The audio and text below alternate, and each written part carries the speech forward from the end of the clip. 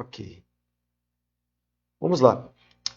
Hoje nós vamos retomar a leitura, então, de leitura expositiva do livro de Atos, no capítulo 11. Capítulo 11, a partir do versículo 19 até o 30, tá bom? Mas antes, deixa eu retomar rapidamente aqui o acontecido com Pedro. No início do capítulo 11, nós lembramos que Pedro foi enviado, né, pelo próprio Deus ali na casa de um gentio chamado Cornélio. E depois de alguma resistência da parte dele, né, que Deus o convenceu de ir ali através de uma visão que ele teve, Deus preparou o encontro entre Cornélio e Pedro, nós vimos isso, e ele entra então na casa de um gentio, né, de um incircunciso, tá? Se você não sabe o que é isso, você assista, né, a aula passada ali no meu canal do YouTube, tá gravada, tá bom? Você vai saber o que é um circunciso, né, e o que é ou quem são, né, os incircuncisos. Pedro então ele entra na casa, né, de um incircunciso e a partir disso cria um conflito, né, religioso, teológico, na cabeça de alguns cristãos judeus que moravam em Jerusalém. Quando Pedro volta, portanto, né, para Jerusalém, para a igreja ali base apostólica, a igreja mãe, ele precisa argumentar e contar o que Deus tinha feito para eles se darem por convencidos que Pedro não estava menosprezando uma tradição, né? E que realmente aquilo que aconteceu vinha da parte de Deus. E Pedro, portanto, ele conta, né? Ele não faz uma argumentação teológica, ele não tenta fazer uma argumentação no sentido de intelectualmente. Ele conta simplesmente a experiência que ele teve com Deus, o que Deus fez com Cornélio, o que Deus fez quando ele estava pregando, como o próprio Deus doou, né, deu ali, favoreceu aqueles gentios com o seu próprio Espírito, o mesmo Espírito que veio sobre eles no Pentecostes, veio sobre os gentios. Tá? Então nós vimos isso a semana passada. Então o que nós estamos percebendo? Que Deus está tirando todos os empecilhos das pessoas que anunciam o Evangelho com os povos da região e com os outros povos. Porque o Evangelho ele tem uma missão dada, né, por Jesus aos cristãos de ser testemunha dele até os confins da terra. Então, nenhum tipo de religiosidade ou até mesmo as leis cerimoniais relacionadas à alimentação ou ao que eles consideravam puro e impuro, os povos, isso não podia mais atrapalhar que os judeus se aproximassem dessas pessoas a fim de pregar, de anunciar, de ensinar o evangelho. E isso começa a se intensificar no livro de Atos. Né? E nós vamos continuar lendo hoje, então, a partir do versículo 19, tá certo? A ideia central aqui dessa passagem de hoje, né, nós vamos ver, e eu começo apresentando essa ideia central como uma pergunta: como a igreja cresce, gente? Como a igreja primitiva ela cresceu? Como a igreja de Cristo ela deve crescer? Como a nossa comunidade cristã, a nossa igreja local, como parte da igreja de Cristo que nós somos, né? Como ela deve crescer? Será que ela deve crescer? O que os apóstolos fizeram para a igreja crescer? Fizeram bastante programação? Será que eles fizeram bastante apresentação e muitas coisas chamativas, né, para que as pessoas se aproximassem e fizessem parte da igreja? Porque se a igreja não cresce assim, a igreja primitiva não cresceu dessa forma, essa não é uma forma que nós devamos crescer.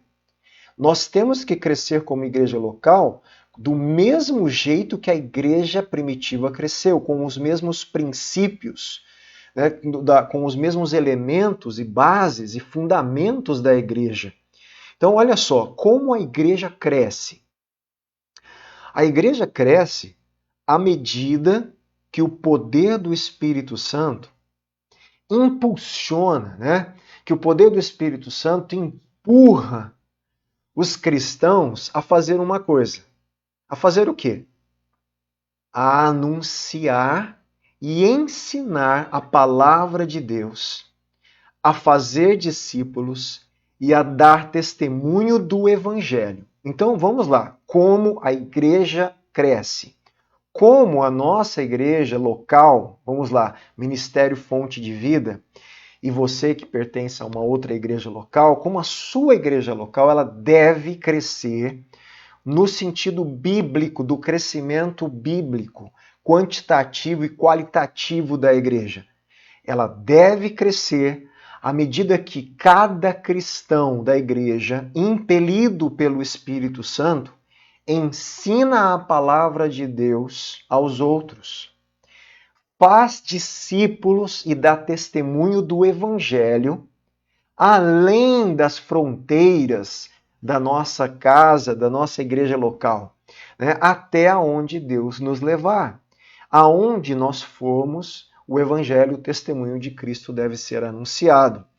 Né? E também com o testemunho cristão, porque a partir do momento que eles estavam em outros lugares, eles cuidavam uns dos outros.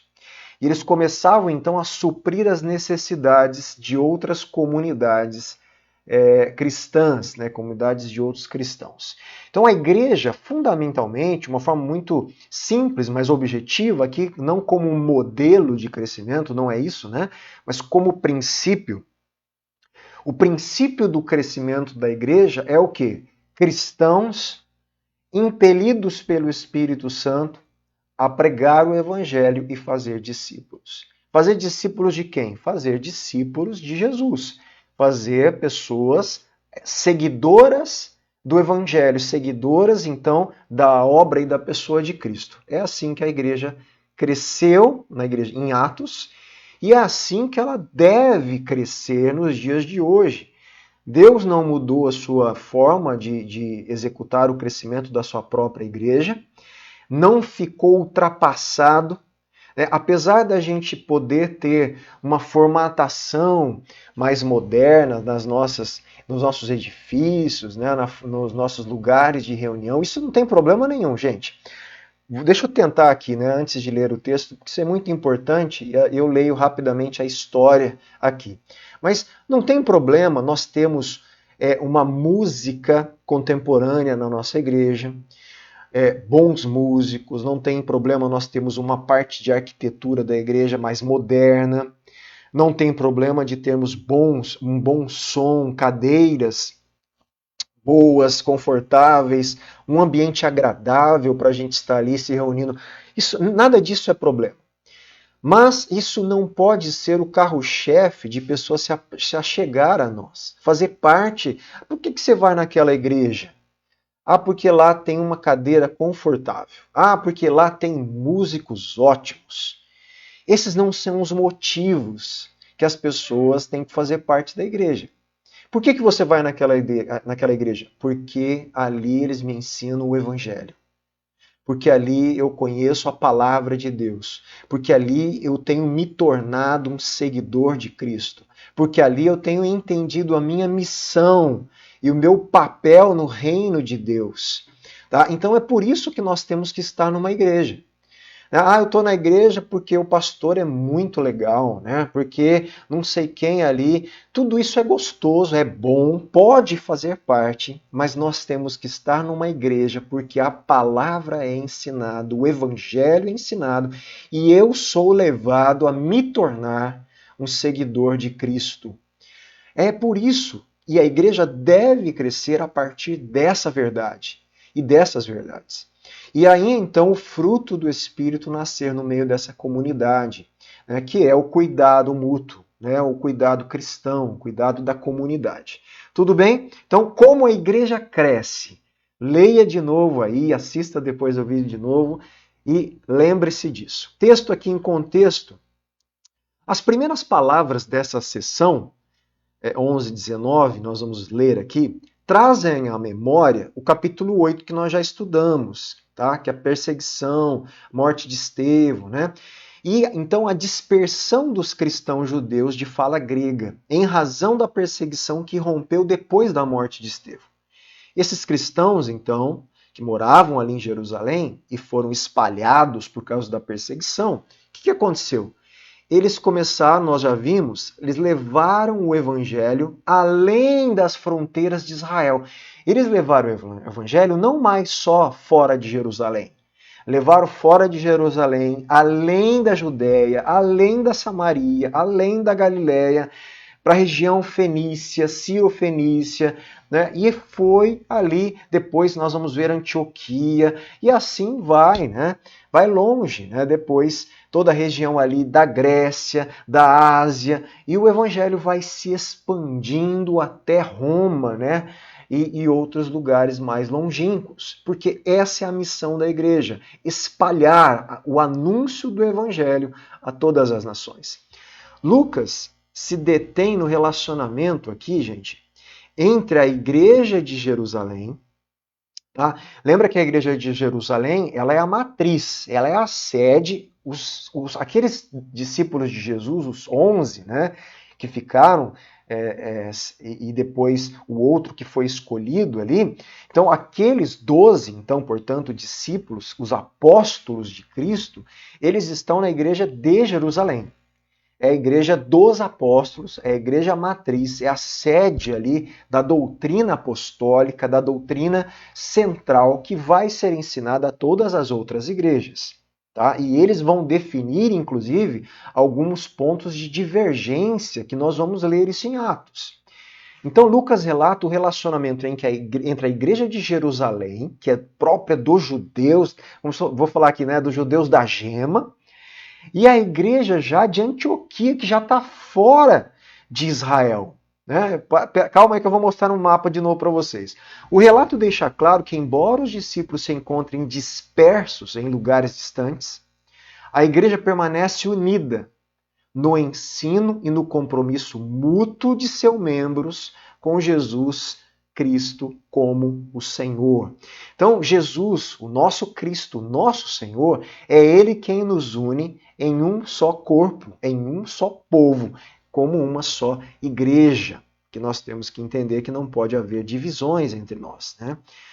Então, versículo 19. Os que foram dispersos, ó, então aqueles que por causa da tribulação, da perseguição, né, perdão, se dispersaram, a partir da perseguição, que começou com a morte de Estevão, se espalharam até onde? Eles se espalharam até a Fenícia, se espalharam para Chipre, para Antioquia, não anunciando a palavra a ninguém que não fosse judeu. Preste atenção o que está acontecendo aqui, tá?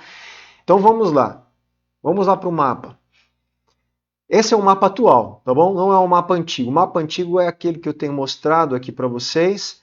Aqui, ó, fica a região então de Jerusalém, ó, Antioquia aqui para cima, tá bom? E aqui a ilha de Chipre, onde eles chegaram. Lembrando que aqui é Tarso, onde Paulo nasceu, tá certo? E esse aqui é o mapa atual mesmo, ó, de Israel aqui embaixo. Eu vou aumentar para vocês verem. Olha lá, ó. Aqui fica o atual Israel, né? Tá bom? Para vocês verem aí, ó. Ó, aqui, ó, Jerusalém, cidade de Jerusalém, Belém, né? Aqui, ó, a cidade de Belém, cidade que Jesus nasceu. E eles estão, então, saindo dessa região deles ali, subindo, ó, subindo, ó. E eles estão se espalhando. Olha só, Nazaré aqui ainda é ainda é Israel, onde Jesus morou muito tempo, na região da Galileia, né? Mas eles estão subindo além de Nazaré. Eles estão subindo, e eles vão subindo até, olha lá, a região de Tiro, Sidom. Esta é uma região, então, né, mais acima ainda, chamada, mais ou menos aqui, chamada Fenícia, onde e tem mais. Ó, lá em cima, vai subindo, gente. Eles iam chegar aonde? Deixa eu diminuir aqui. Aqui, Antioquia, que hoje é chamada aqui Antáquia, né? Que seria a Antioquia ali bíblica, e também a essa ilha, aqui, ó, de Chipre. Tá certo? Então, voltando no texto. Os que foram dispersos a partir da perseguição que começou com a morte de Estevão se espalharam até lá, a região que eu mostrei, Fenícia, então a ilha de Chipre e Antioquia.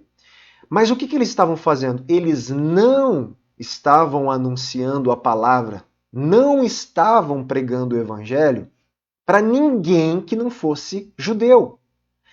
Ainda prevalecia na mente desses cristãos que a promessa de Deus, a aliança de Deus, portanto as bênçãos de Deus da nova aliança, só pertenciam ao povo judeu. Então eles estavam lá na Fenícia procurando quem para pregar o evangelho? Judeus.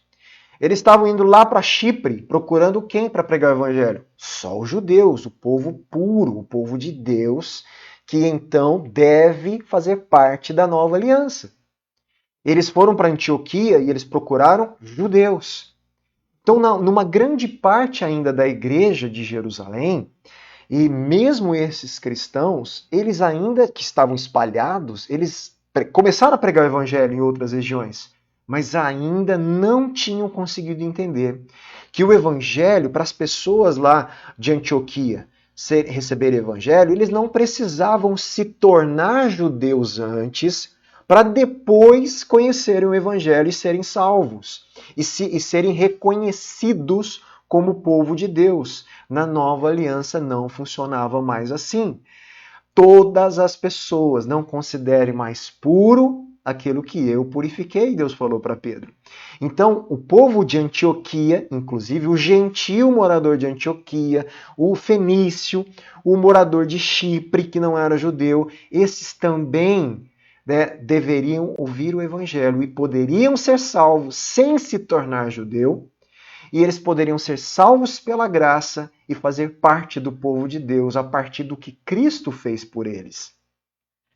Vamos continuar a leitura aqui. Porém, alguns deles, olha lá, porém alguns desses que eram de Chipre e de Cirene e que foram até Antioquia, falavam também aos gregos. Então, no meio desses aí, desses convertidos, alguns desses judeus convertidos, eles entenderam que o evangelho não era somente para os judeus. E eles começaram a anunciar o evangelho do Senhor Jesus, preste atenção aqui, aos gregos também. Por quê? Porque essa é uma região da Grécia, Chipre ali era da região da Grécia, né? Então eles começaram representando qualquer povo gentil, portanto não judeu, lembra? Incircunciso. Eles entenderam aqui que o evangelho deveria ser pregado para judeu, para grego, bárbaro, romano, estudado, não estudado, de qualquer jeito. Homem, mulher, criança, todos iriam receber o evangelho e deveriam ouvir o testemunho de Cristo. Então esses entenderam. E olha o que aconteceu. Óbvio que Deus estava com eles. A mão do Senhor estava com eles. E muitos crendo, então muitos gregos que não eram judeus, creram no evangelho e se converteram ao Senhor Jesus. Tá? Vamos lá aqui alguns comentários. O capítulo seguinte da missão da igreja começa com a repetição do relato da morte, do martírio de Estevão, como a gente viu. A perseguição teve o efeito não intencional de fazer o evangelho se espalhar, conforme os discípulos que fugiram de Jerusalém em busca de lugares mais seguros, continuaram a compartilhar com outros judeus as boas novas a respeito de Jesus. Chipre é mencionada 2 vezes na lista de territórios, A gente viu aqui. Talvez por ser a terra natal de Barnabé. Barnabé é natural de Chipre, Isso prepara o cenário para a volta do discípulo Barnabé, que a gente vai ver, a narrativa da primeira viagem missionária de Paulo e Barnabé mais à frente. Chipre tinha uma colônia numerosa de judeus e Barnabé e Paulo começarão ali seu trabalho em conjunto. Antioquia, junto ao rio Orontes, era a 3ª maior cidade do mundo greco-romano, depois de Roma e de Alexandria, e a capital da província romana da Síria. Uma grande mudança na expansão da igreja ocorre aqui. Preste atenção. Pela primeira vez, Lucas registra que alguns crentes judeus provenientes de Chipre e de Cirene compartilham a palavra de Deus com não-judeus, ídolos, e não simpatizavam com o judaísmo. Eles foram ousados a crer que o evangelho era para os idólatras também, não era somente para o povo escolhido do Antigo Testamento, o povo filho de Abraão, que fazia parte do pacto mosaico, da aliança de Deus com esse povo. O evangelho era para todos, inclusive para os idólatras, para que eles deixassem as suas divindades falsas e se convertessem ao único Senhor. Então, crentes de fala grega tinham facilidade, né, de comunicar o evangelho aos ouvintes de fala grega. De modo apropriado, eles aqui não se referem a Jesus no momento, tá, como Messias. Por quê? Os gregos não iriam entender a terminologia Messias, porque o Messias faz parte o termo ungido, faz parte das promessas de Deus dentro da aliança abraâmica, dentro da aliança mosaica, dentro do Antigo Testamento. Por eles não entenderem o conceito, a princípio eles precisaram apresentar Jesus como o Senhor Supremo de todos. Para quê? Para eles deixarem os outros senhores, as outras divindades de lado e conhecerem a Jesus e então entender a função messiânica de Jesus, que era também aos gentios. Então foi uma adaptação de mostrar Jesus ali como Senhor em primeiro lugar, porque os gregos não entendiam a princípio o conceito de Messias. Então essa designação seria no momento incompreensível para o não-judeu, então apresentam o Messias como o Senhor. Pois a princípio, qual é o objetivo?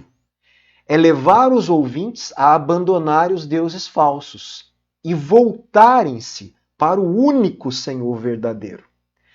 A expressão "a mão do Senhor", como a gente viu, pressupõe que a conversão dos gentios, em Antioquia, é um feito extraordinário que só pode ser explicado como um ato de Deus. Então lembra, pregar o evangelho a todos.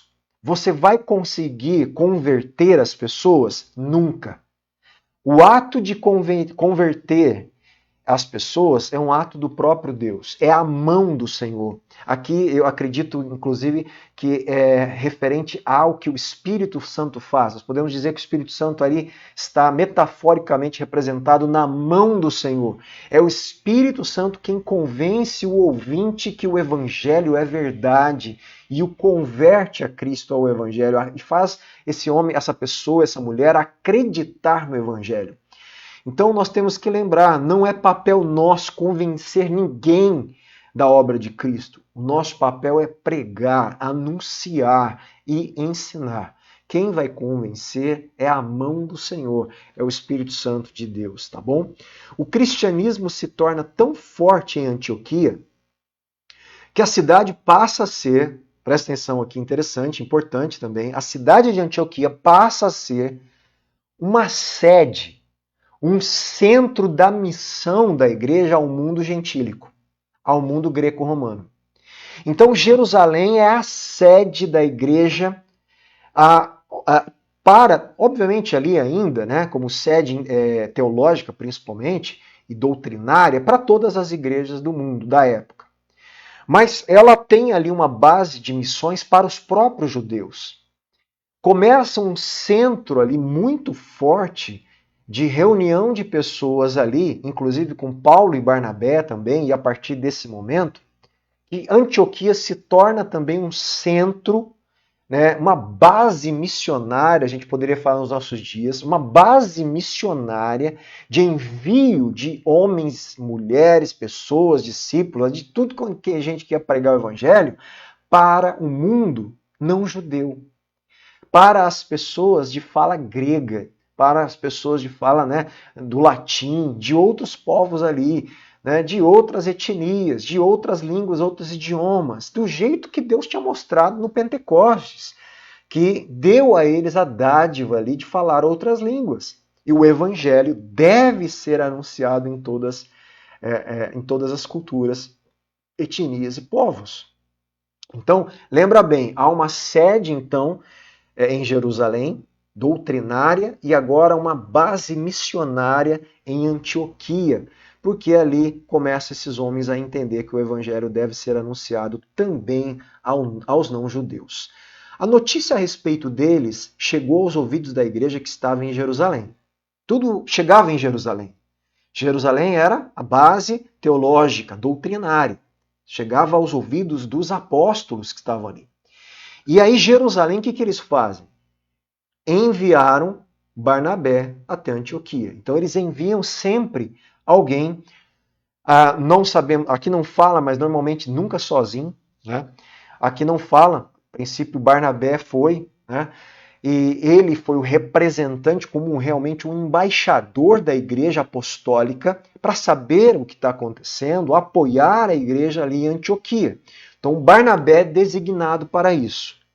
Quando ele chegou e viu a graça de Deus, gente, quando Barnabé chega e vê os convertidos gregos ao evangelho e a igreja crescendo com povos de outras línguas não judeus reconhecendo Jesus como Cristo, como Senhor em primeiro lugar, Salvador da vida deles, e eles deixando seus ídolos falsos para seguir o evangelho de Cristo e se tornarem parte desse pacto da nova aliança, né, dessa nova aliança, o que acontece com Barnabé? Ele fica muito feliz, muito alegre. E ele começa a fazer o quê? E exortava todos. Com o que ele falava? Com firmeza de coração, né? Ele exortava para que todo mundo ali, com firmeza de coração, né, de profundidade do seu ser, permanecessem no Senhor. Quer dizer, vocês permaneçam no Senhor Jesus, permaneçam naquilo que vocês estão aprendendo e aprendam mais, e conheçam mais, e cresçam nisso. E ele começa então a exortar, edificar, incentivar, encorajar aqueles irmãos que estavam ali em Antioquia. A igreja em Jerusalém tinha enviado Pedro e João a Samaria, como a gente já leu, para confirmar e apoiar seus convertidos. Agora, ele envia Barnabé a Antioquia ao receber as notícias das conversões ali. Barnabé vai a Antioquia como uma espécie de embaixador. Sua presença liga as duas comunidades. As comunidades o quê? Dos cristãos judeus convertidos e aos gentios convertidos. Essas duas comunidades agora elas têm que se tornar uma só, porque eles são irmãos em Cristo, um só povo. Sua presença liga as duas comunidades e comprova que a palavra de Deus, que está se espalhando por todo o mundo, é unificada e baseada no testemunho apostólico original. Embora Barnabé seja conhecido como filho do encorajamento ou da consolação, né? O verbo grego envolve mais que animar esses novos cristãos. Deixa implícito aqui que Barnabé exorta, por meio de seu ensino cheio do Espírito, a permanecerem fiéis ao Senhor, com o firme propósito de que não se desviem. O resultado de seu ensino, qual foi? O acréscimo de mais convertidos. Gente, a igreja está crescendo do jeito que eu falei para vocês, por causa do cristãos impelidos pelo Espírito a pregar a palavra de Deus, dar testemunho de Cristo do Evangelho e a fazer discípulos. Porque era homem bom, Barnabé, cheio do Espírito Santo de fé. E muita gente se uniu ao Senhor. Olha lá a igreja crescendo, né? Depois Barnabé foi a Tarso. O que ele foi fazer em Tarso? Quem que estava lá em Tarso? Lembra? Paulo. Lembra que Paulo tinha se convertido, indo para Damasco, fica em Damasco, vai na casa de Ananias, recebe a missão ali, fica 3 anos na Arábia, volta para Damasco, desce para Jerusalém, de Jerusalém vai, né, sobe e vai subindo até chegar em Tarso, na cidade onde ele nasceu. E ele está lá. Quem que busca Paulo lá em Tarso? Barnabé. Por que você acha que Barnabé vai procurar Paulo e não outro? Né? Por que será, gente? Vamos lá. E quando ele encontra Paulo, leva Paulo para Antioquia. E durante um ano inteiro se reuniram naquela igreja e ensinaram numerosa multidão. Paulo e Barnabé permanecem em Antioquia um ano juntos, ensinando a igreja, ensinando o evangelho, ensinando a ler o Antigo Testamento a partir de Cristo, ensinando a interpretar todas as profecias, ensinando a vida de Jesus, a morte, a ressurreição, gente, ensinando tudo sobre o evangelho. Em Antioquia, os discípulos foram pela primeira vez chamados de cristãos. Olha aqui, por que você é considerado cristão, né? Primeira vez que a igreja, né, os discípulos de Jesus foram chamados, não foram eles que se chamaram. Alguém lá, um grupo de pessoas, quem que é aquele povo ali? Está se reunindo, estudando, quem é aquele povo? São cristãos. E alguns falam que foi até um apelido, a princípio, pejorativo. Né? Ah, aquele povo lá, meu Deus do céu, aquele povo, eles são cristãos, eles não param de falar de Cristo. Eles parecem umas imitações desse tal de Cristo aí que eles pregam. E alguns falam, né, a palavra tem essa conotação pequeno Cristo, mas na época foi pejorativo, foi tipo um apelido para uma... Quem que é aquele povo? Aquele povo lá, eles não param de falar de Cristo. Eles só falam disso, né? E eles seguem aquele Cristo que eles falam lá. Eles são pequenos, são imitações desse Cristo aí. São pequenos cristos, são cristãos. E é óbvio que a partir daí a igreja se identifica, porque é o que eles são. E nós temos então o povo cristão, que não são mais só judeus. São judeus e gentios que seguem a Cristo e fazem parte da nova aliança. Então aí começa a se diferenciar da comunidade judaica, porque nem todo judeu se torna seguidor de Cristo. Então nem todo judeu é cristão. Só os convertidos a Cristo. Então aquele grupo mais não é caracterizado pela raça. Ah, aquele é judeu. Aquele é do judaísmo ou da religião judaica. Ah, aquele lá é de tal religião. Não, eles são agora judeus, gregos, romanos, seja quem for. Eles são de Antioquia, de Chipre. Quem eles são? Cristãos, seguidores do Cristo. Barnabé sabe que Deus chamou Paulo para proclamar o evangelho aos gentios. E que Paulo pregou com destemor em Damasco, em Jerusalém. Por isso, né, Barnabé sabia disso. Um pouquinho sobre Paulo, né? Como a gente já tem visto, ele foi um ex-fariseu, instruído na lei, zeloso por ela, hebreu de hebreus, cidadão romano viajado, experiente pregador do evangelho que se sente à vontade no mundo da fala o que grega. Paulo falava o hebraico, o aramaico, o grego, o latim, gente. Tá? Ele tinha uma instrução altíssima ali para a época. Ele tem um histórico singular que o torna ideal para quê? Para o papel de enviado especial de Cristo para os gentios em Antioquia. Então, tudo aquilo, o estudo, a formação acadêmica, religiosa, intelectual, conversão, os idiomas, cidadania judaica, romana de Paulo, ia ajudar Paulo a ser o que ele foi, apóstolo para os gentios. E começa ali em Antioquia. O fato de os discípulos serem chamados cristãos pela primeira vez em Antioquia dá a entender que esse rótulo se originou entre pessoas de fora e não como designação própria dos crentes, como eu já expliquei. Lucas não tem interesse em explicar a origem do nome e só inclui essa observação porque ela mostra que os crentes no Evangelho se separaram da comunidade judaica que rejeita a fé em Cristo. O importante é que esse nome enfatiza sua identificação com Cristo. E essa identificação pode ser observada em tudo o que eles faziam, né? Eles não paravam de falar e imitar a Cristo. Naqueles dias, alguns profetas foram de Jerusalém para Antioquia. Apresentando-se, um deles, chamado Ágabo, dava a entender pelo Espírito, o profeta Ágabo, que haveria uma fome em todo o mundo nos dias do imperador Cláudio. Os discípulos, cada um conforme as suas posses, resolveram mandar uma ajuda aos irmãos que moravam na Judéia. Olha que interessante, né? Então chega ali um profeta chamado Ágabo, que ele chega ali, ó, ele era profeta de Jerusalém, ele chega na cidade de Antioquia, você viu que é um bocadinho para cima ali, bastante quilometragem alta ali, né? E ele chega ali, ele profetiza uma fome que teria em toda a região, todo mundo da época ali, que chega na época do imperador Cláudio. E os discípulos de Antioquia, cada um conforme suas posses, eles resolvem mandar uma ajuda aos irmãos que moravam na Judéia.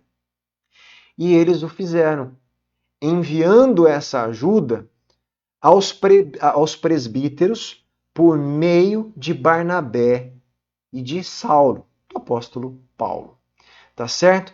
Então, por algum motivo, haveria uma dificuldade maior nos cristãos que moravam na Judéia, mais do que da região deles, e eles resolvem então suportar, ajudar, cuidar dos seus irmãos que estão que estão lá em outra região longe, distante, na Judéia. E eles enviam então as suas ofertas através de Barnabé e de Paulo para a mão de homens que já eram considerados na igreja presbíteros. Então já começou a surgir nessa comunidade, além dos apóstolos, tipos de pessoas que seriam supervisores das comunidades, líderes das comunidades. E nós vimos os diáconos, e agora essa palavra presbítero, que também faz parte de um grupo de pessoas ali que começam a ser respeitados naquelas comunidades, juntamente representando os apóstolos e inclusive a liderança de Cristo, para servir a igreja e servir a comunidade administrando, supervisionando, cuidando, zelando pela doutrina, zelando pelas coisas de Deus na igreja ali. Tá certo? Nem sempre profetas, gente, prevêem futuro, mas nesse caso, Ágabo, profeta de Jerusalém, ele anuncia previamente uma grande fome que afetará todo o mundo romano. O auxílio enviado por Antioquia aos cristãos de Jerusalém durante a fome mostra a harmonia da igreja que ultrapassa fronteiras geográficas e étnicas.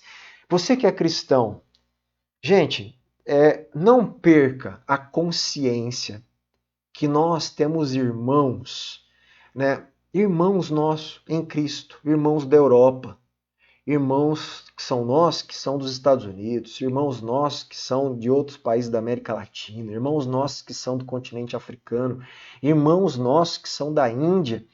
Esses dias como eu tive lá naquela reunião lá na Coreia do Sul, eu conheci algumas pessoas que eu mantenho de vez em quando contato com alguns pastores, por exemplo, da cidade de Ruanda, na África, país de Ruanda na África, da Índia, que é um pastor que eu às vezes converso, e um ou outro de outros países, perguntando como que está o evangelho ali, como que está a evangelização.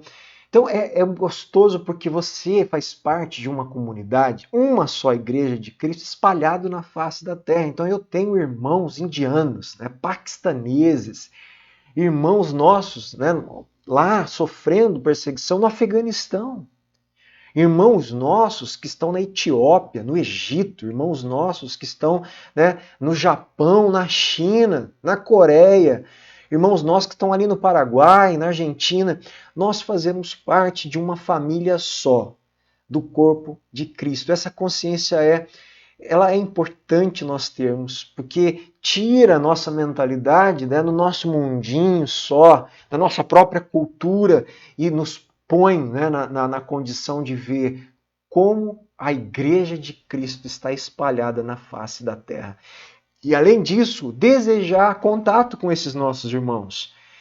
Como eu quero que uma hora venham irmãos lá da Índia, aqui lá em Penápolis, em outras igrejas locais. Já pensou a gente conhecer como que o evangelho está acontecendo na Índia, né, no Paquistão, gente.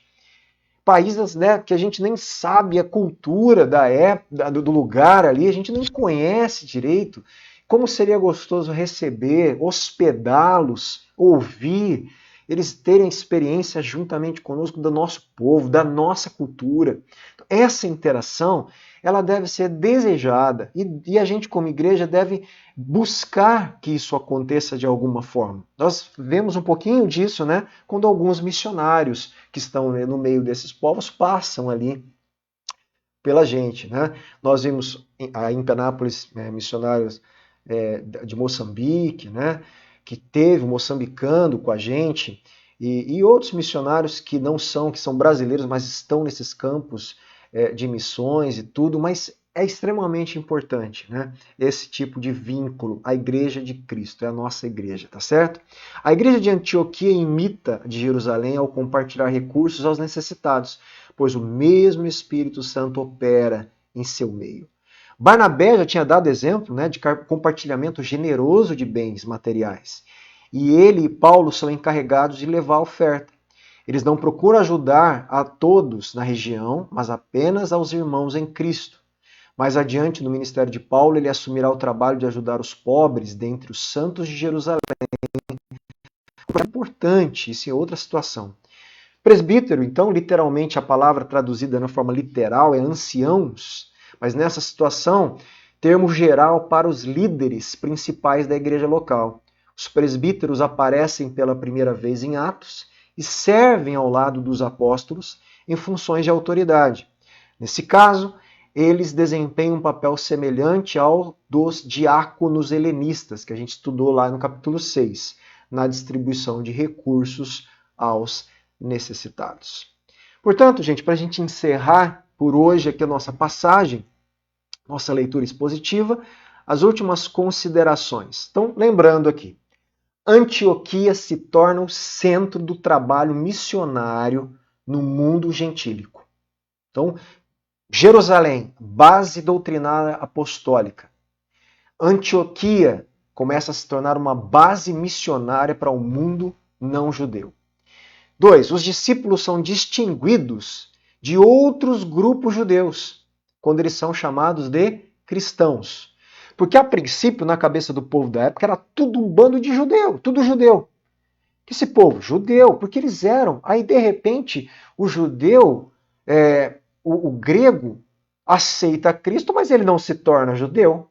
Começa a criar diferenças e eles começam a ter que identificar esse grupo, tanto de judeus e de gentios, que começam a fazer parte de uma só, né, um só povo ali, uma só congregação, e eles não são mais só judeus, porque tem um monte de judeu que está querendo perseguir, e tem gentio também que está querendo perseguir. Então o que eles são? Seguidores do Cristo, agora. Eles são cristãos. Barnabé e Paulo se tornam os novos personagens principais na narrativa por propagarem o evangelho, portanto, aqui aos judeus, mas agora também aos gentios. Paulo vai pregar o evangelho aos judeus, nós vamos ver. Mas chega um momento que ele enfatiza, ele dá uma ênfase ao seu anúncio do evangelho em meio aos gentios. Tá bom? Meus irmãos, só para encerrar lembrando, eu vou voltar lá porque eu preciso lembrar como a igreja cresce. Quando o Espírito Santo impele, né, conduz, impulsiona você. Vamos pegar para a gente? Para mim, né, quando o Espírito Santo me impulsiona você a anunciar e ensinar a palavra de Deus, a fazer discípulos e a dar testemunho do Evangelho a toda a criatura. Assim a igreja cresce e é assim que a igreja deve crescer. Então eu quero aqui, eu sei que outras pessoas de outras igrejas locais podem assistir, mas falando com você, que normalmente é a maioria das pessoas aqui na live, você é do Ministério Fonte de Vida. Quero falar a você como um pastor da igreja do Ministério Fonte de Vida. Assuma essa tua missão. Assuma, deixa o Espírito Santo encher a tua vida de poder, te impelir, te conduzir a ensinar, a anunciar a palavra de Deus, fazer discípulos, ajudar pessoas a serem seguidoras de Cristo, dar testemunho do Evangelho aonde você passar. É essa a minha oração, é isso que eu peço a Deus, encerrando a nossa leitura de hoje, tá bom? Deus os abençoe, meus irmãos, em nome de Jesus.